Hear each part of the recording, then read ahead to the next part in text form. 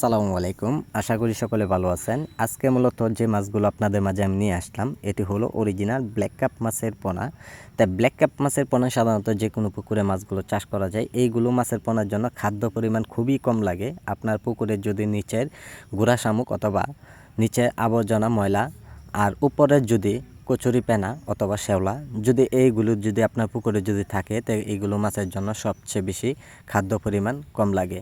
তো সম্মানিত ব্যাস এইগুলো মাছের পোনা আমরা সারা বাংলাদেশ জুড়ে যে কোনো জায়গায় মাছগুলো আমরা দেওয়া হচ্ছে পিস হিসাবে। যারা বড় সাইজের পোনাগুলো অথবা ছোট সাইজের পোনাগুলো সংগ্রহ করতে চান তো অবশ্যই আমাদের মাছগুলো আপনারা সংগ্রহ করতে পারেন। তাই সম্মানিত ব্যাস এইগুলো মাছের পোনা যদি পুকুরে যদি চাষ করেন অন্য কোনো মাছের সাথে এইগুলো মাছের পোনা কিন্তু তুলনা হয় না। এইগুলো মাছের পোনা খাদ্য পরিমাণ যেরকম কমও লাগে এই কারণে মাছগুলো পুকুরে খুব দ্রুত বড় হয়ে যায়।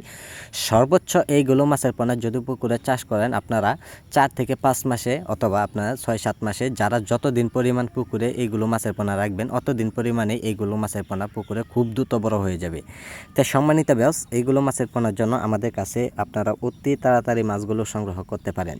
তাই সম্মানিত ব্যাস এইগুলো মাছের পোনার জন্য আপনারা খাদ্য অবস্থায় যদি আপনারা বাসামান অথবা যদি অন্য কোনো ধরনের খাদ্য যদি খাওয়ান তো অবশ্যই আমাদের কাছ থেকে সকল তথ্য পরামর্শ সহযোগিতা নিয়ে মাছ চাষ করে নেবেন।